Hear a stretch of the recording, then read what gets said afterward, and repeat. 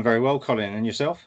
Yep, very good, thank you. The sun is out here in London, so all is good. A couple of weeks ago, we had a really well attended working group meeting on the food and waste group, or food surplus and markdown group, however we might want to call it these days. And we had 81 people attending, and our focus was on markdowns and the discounting before the product runs out. And so we were looking at, who's doing something new and different in this space. And we had started off with a paper from Professor Akas from the University of Massachusetts, and she did some work around the positioning. She identified that many retailers were hesitant, especially in America, to do markdowns because of concerns around their brand equity and brand reputation. Would they lose the sort of sense that they were a fresh retailer? And then we had a retailer share their journey on moving from a markdown strategy that was, perhaps more static, perhaps less visible, not generating huge amounts of data, to a new, more dynamic markdown process. And then we had reactions to both those presentations from the retailers. And a jolly good time was had by all. But more importantly, Richard, as the food waste expert advisor to the ECR Retail Loss Group, what were your takeaways and your sort of thoughts around what should retailers make of this particular session? What should they take away and think about? Yeah, so I think it was a very interesting session all round. I think if we start with the paper from Professor Ackles, is that um, looking at consumer communications as well was very interesting. And you're right to say that in some of the markets and in some of the bigger markets, they're reluctant to even do reductions because of that brand perception. So I think the findings in that paper that suggested when you're talking about the environmental impact and that they're helping to save waste and save the planet in whichever way that you put it, just puts them in a slightly different light than sort of a brand or their perception of a brand damaging discount that may look like they've got a flood of labels and don't want that to be what people see when they walk in their store. Of course, when you look at here in the UK and other markets where we've always done it, we're used to seeing that. So I suppose there's another side to that in looking at how can we communicate that better to try and capture more people that want to buy reductions, in the UK, for example, where everybody's used to seeing reduced to clear labels and Yeah. understand what it is. And the Um, constant debate, isn't it, about where does it go? Is it a separate section yeah. or is it in the aisle? That seems to be unresolved. But Yeah, and I think you're right, and I think that really comes into it. And of course, some of that is dictated to by the size of the store, because some people don't have a dedicated space, so therefore they have to keep it in aisle. yeah. Other people choose it, keep it in aisle, and then move it to a dedicated space. But something else that I experienced in my time in retail was that we were sort of looking into the type of customer that were buying that. And one of the things that I found interesting in a couple of shops was that lots of people going in to get a bargain at that time when they know all of the reductions are going to be out, whether it's at 7 o'clock. But what they were actually buying was sort of lower priced items. It didn't really matter what it was, but it generally tended to be bread, fruit, and veg that was always below 50p. But then when it came to a £5 pizza that might have had a huge discount and it was now £2, they weren't interested. So really, all they were doing was hunting out the really cheap stuff that they could continue to make food with for the rest of the week. So I think there is a lot more work to do here on location, communication, the way that you phrase, how you're trying to sell that and for what purpose. And there are different customers for different products in stores as well. Hmm, good thoughts. So I think through that customer comms, I think we see that now that lots of shops are changing the wording around what they put up above their reduced to clear sections to try and encourage more people to buy that, because of course there's lots of food that actually is perfectly good quality for another couple of days, or even a few days and even weeks when you're talking about produce. So I think it's really key to keep on this topic, and I think the retailers should take away that I don't think now in this sort of time in our life that people are too worried about it being a reduced clear item. There are far more people, I think, probably even from the turn of the discounters in the UK, when you used to see Range Rovers turning up in an Aldi. I think that kind of changed everybody's perception of cheaper food. People are always looking for good quality and cheaper food. Yeah, very good. Very good.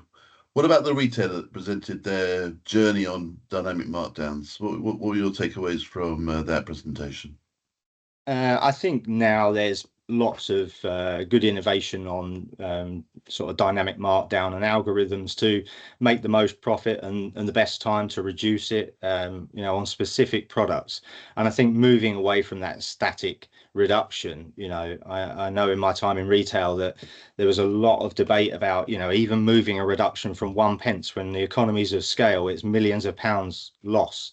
So when you're doing a static reduction every day at certain times of day and then another static reduction later in the day, of course, it's not the most profitable way to go about it. So I think the presentation we had there is just goes to show that how much of a difference in sell through profitability you can make by sort of bringing on board an algorithm and dynamic markdowns in the stores, and actually in some instances some people are buying, if they're buying it earlier in the day and it's a lower markdown, they're still doing it because they know that they're going to use it that day.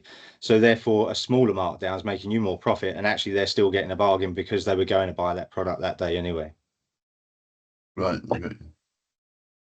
But I think there's a huge, or a fine balance, really, not a huge balance. There's a fine balance, especially when we look at things like people of a more sustainable way of looking at this problem in retail, is that when you've got dynamic markdowns and you look at how much you need to mark down to get that to sell through and to be more profitable, sometimes it means being more profitable is selling, some of those products at a certain price, which makes you more profitable, which might end up as an end result being that you've got a few more items left at the end of the day.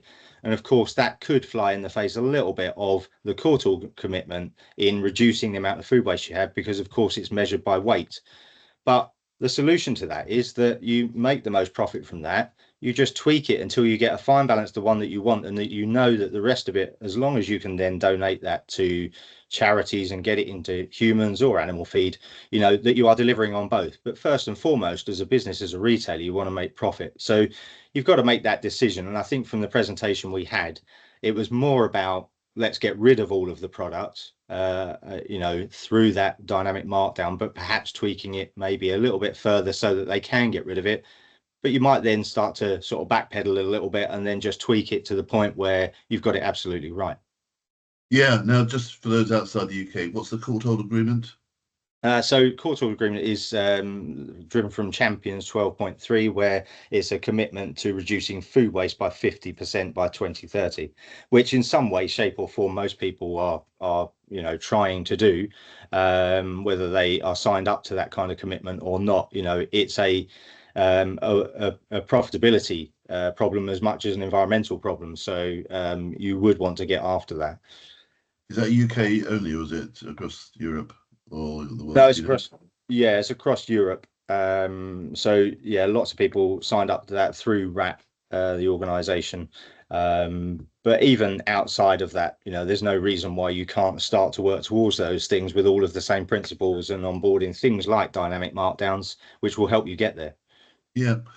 I liked the piece that was mentioned in the presentation around using the data on markdowns to drive assortment decisions or difficult conversations with the buyer around what percentage was sold at full price and what was percentage sold at discount. What were your sort of take on that?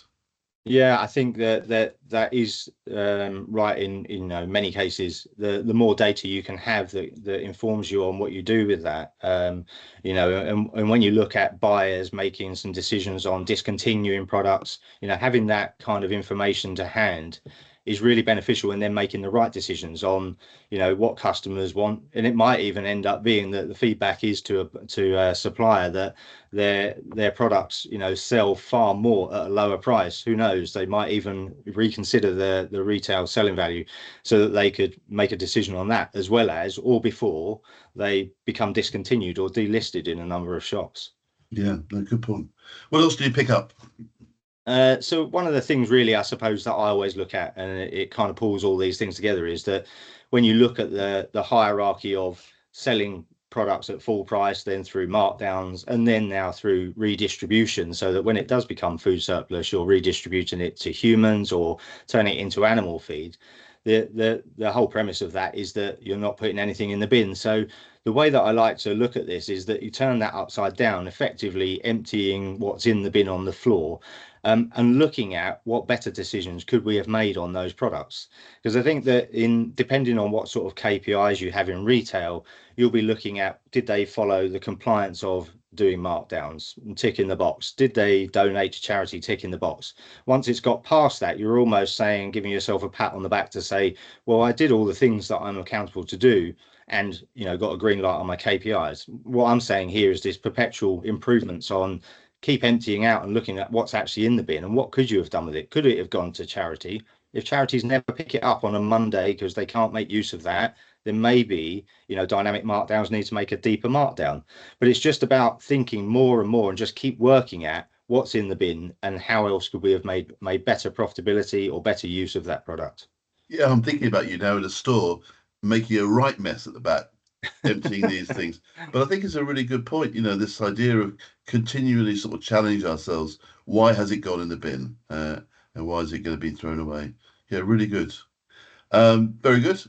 Well, thank you very much for your thoughts and your takeaways.